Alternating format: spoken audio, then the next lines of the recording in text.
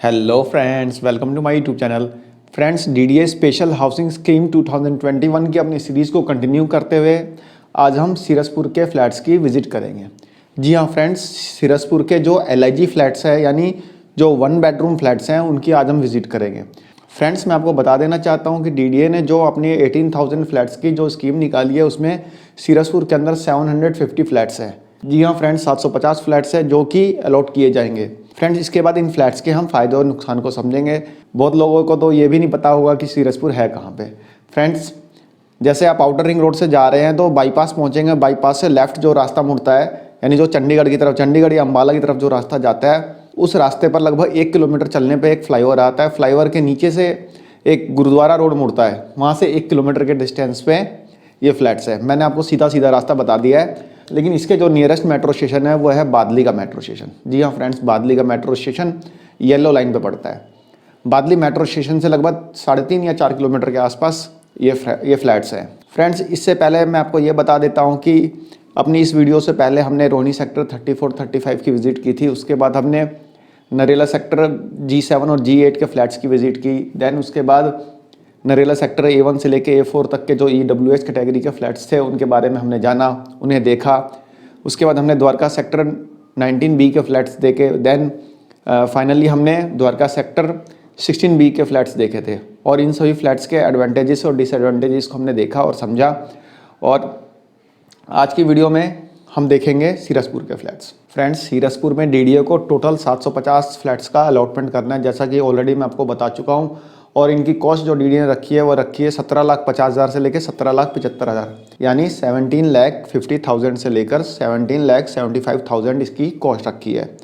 Friends, ये सभी के सभी जो फ्लैट्स हैं सारे के सारे एलआईजी फ्लैट्स हैं यानी 1 बेडरूम फ्लैट्स हैं। चलते हैं, सबसे पहले इन फ्लैट्स को बाहर से देखते हैं। बाहर से इसका एक व्यू देखते हैं इन फ्लैट्स का।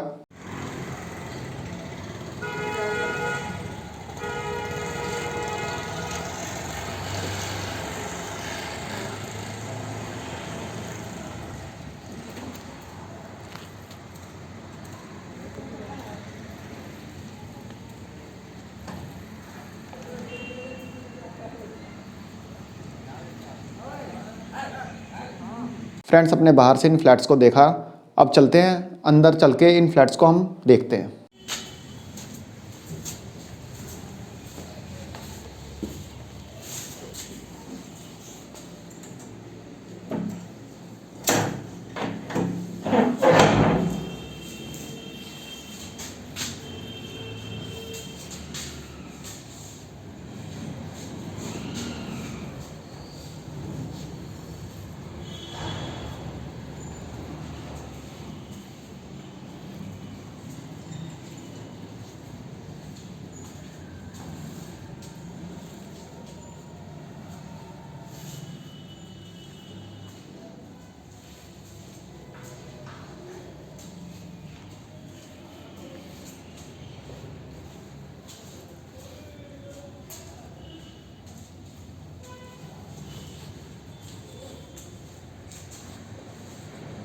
डॉक्टर साहब, पानी नहीं आता है यहाँ पे?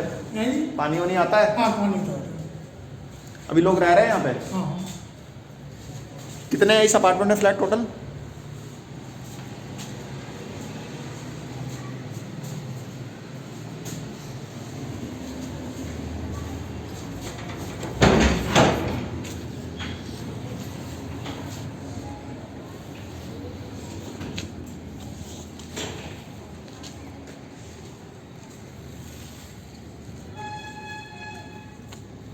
फ्रेंड्स, हमने अंदर से इस फ्लैट को देखा।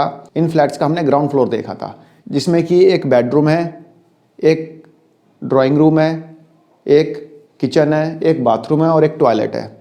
इसके बेडरूम से जो दरवाज़ा खुलता है वो बालकनी की तरफ खुलेगा। ये ग्राउंड फ्लोर था, इसलिए इसमें बालकनी आपको दिखाई नहीं दी। बट इसके फर्स्ट फ्लोर या सेकंड फ्लोर या ऊपर के किसी फ्लोर्स में आप जाएंगे तो जो बेडरूम से जो दरवाज़ा खुलेगा वो बालकनी की तरफ खुलेगा। तो इस तरह से आपको ऊपर, यदि आप ग्राउंड फ्लोर आपको मिलता नहीं है, कोई भी फ्लोर अदर फ्लोर मिलता है, तो उसमें आपको बालकनी मिलेगी। अब फ्रेंड्स, बात करते हैं इन फ्लैट्स को खरीदने के क्या फ़ायदे हैं, क्या नुकसान है, यानी इनके एडवांटेजेस और डिसएडवांटेजेस पे हम चर्चा करेंगे। सबसे पहले जान लेते हैं इन फ्लैट्स को खरीदने के क्या फ़ायदे हैं। तो फ्रेंड्स, इन फ्लैट्स का सबसे पहला फ़ायदा ये है कि यहाँ पर लोग रहते हैं।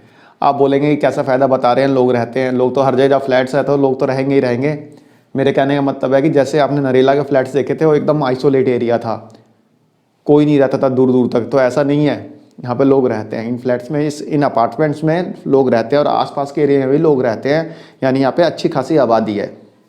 दूसरी चीज़ भी ये बाईपास के नज़दीक है, यानी जीटी के बाईपास यहाँ से थोड़ी दूरी पे है, आप इजीली वहाँ पे जा सकते हैं। तीसरा हाईवे नज़दीक है, हाईवे नज़दीक होने की वजह से आपको चंडीगढ़ जाना है, अम्बाला जाना है, लुधियाना जाना है, कहीं भी जाना है तो उसके लिए आपको ज़्यादा दूर ट्रैवल करने की ज़रूरत नहीं है, वहीं से आपको बसेस आराम से मिल जाएंगी और अपनी गाड़ी है तो हाईवे एकदम नज़दीक है, वहीं से सीधा निकल जाइए। तीसरी चीज़ मार्केट्स नज़दीक है, यानी आपको किसी भी तरह का कोई भी सामान लेना है तो इसके लिए मार्केट्स अवेलेबल है, वहाँ पे कोई दिक्कत नहीं है, आपको सब सामान वहाँ पे इजीली अवेलेबल हो जाएगा। और जो लोग कुंडली या फिर सोनीपत वगैरह में नौकरी करते हैं तो उनके लिए काफ़ी ईजी है जाना इस लोकेशन से। सबसे बड़ी बात कि जो अपार्टमेंट का जो गेट है ना, जैसे सिरसपुर के अपार्टमेंट्स जो बने हुए हैं डीडीए के फ्लैट्स, वहाँ पे जो जैसे गेट से एंटर करेंगे ना, एंटर करते ही राइट हैंड पे एक मदर डेयरी खुली हुई है, अपार्टमेंट के अंदर कह रहा हूँ मैं, वहाँ पे दूध वगैरह की कोई दिक्कत नहीं है, ईजिली अवेलेबल होगा आपके पास हर समय। ये नहीं कि कहीं बाहर जाना है तो किसी दुकान से ख़रीदने के लिए, तो ऐसा कोई इशू नहीं है, अपार्टमेंट के अंदर ही मदर डेयरी खुली है। अब फ्रेंड्स बात कर लेते हैं इनके क्या डिसएडवांटेजेस है, यानी इन फ्लैट्स को खरीदने से आपको किस किस तरह के नुकसान हो सकते हैं। फ्रेंड्स सबसे बड़ा नुकसान तो यह है कि बहुत छोटा सा है, साइज़ बहुत छोटा है इसका। जो आपने देखा होगा जो इसका बेडरूम होगा, बेडरूम में डबल बेड नहीं आ सकता, बहुत छोटा है। हमने देखा था ना रोहिणी सेक्टर 34-35 के, बस बिल्कुल सेम वैसा ही है उसका बेडरूम, एकदम छोटा सा बेडरूम है। और दूसरा ये फ्लैट्स जो है 2014 के बने हुए हैं, 2014 से लेकर अब तक डीडीए ने जितनी बार भी अपना एडवर्टीजमेंट निकाला इन फ्लैट्स के अलॉटमेंट के लिए, अब तक ये फ्लैट्स सारे बिक नहीं सके। आप सोच के देखिए ना, इसमें अभी भी 750 फ्लैट्स जो है खाली है, जिसके लिए डीडीए ने अलॉटमेंट निकाला है। 750 फ्लैट्स अभी भी खाली है 2014 से लेकर अब तक। ये फ्लैट्स जो है लोग अप्लाई करते हैं, लोगों को फ्लैट्स मिल जाते हैं, लोग उसके बाद सरेंडर कर देते हैं, जाते हैं देखते हैं अरे भाई ये तो छोटा सा है, इसमें कैसे रहेंगे, तो लोग वापस कर देते हैं। हाँ, यदि आप रेंट के लिए देना चाहते हैं ठीक है, कोई दिक्कत नहीं है, खरीद सकते हैं रेंट वगैरह के लिए। एक इसका दूसरा डिसएडवांटेजेस एक ये है कि जहाँ पे फ्लैट्स है उसके पास में लिबासपुर का इंडस्ट्रियल एरिया है। हाँ, लिबासपुर का ही है, हाँ लिबासपुर का इंडस्ट्रियल एरिया है। और इस इंडस्ट्रियल एरिया में हाईवे नज़दीक होने के कारण ट्रकों की लाइन लगी रहती है, बहुत ट्रक, बेहिसाब ट्रक, बहुत ट्रकों की लाइन लगी रहती है यहाँ पे। एक और इसमें एक बड़ी मज़ेदार बात मैं आपको बताता हूँ फ्रेंड्स, ये फ्लैट्स जो है डीडीए 2014 से बेच नहीं पाए ना, तो इन्होंने क्या किया, CISF सुना ही होगा आपने, तो दिल्ली मेट्रो की सिक्योरिटी के लिए CISF जो होती है, डीडीए ने उनको एक लेटर लिखा कि भाई आप ये फ्लैट्स ले लो, आपके जवानों को ड्यूटी करने के लिए दिल्ली में रहना तो पड़ेगा ना, तो उसके लिए आप फ्लैट्स ले लो। CISF को लेटर लिखा डीडीए ने।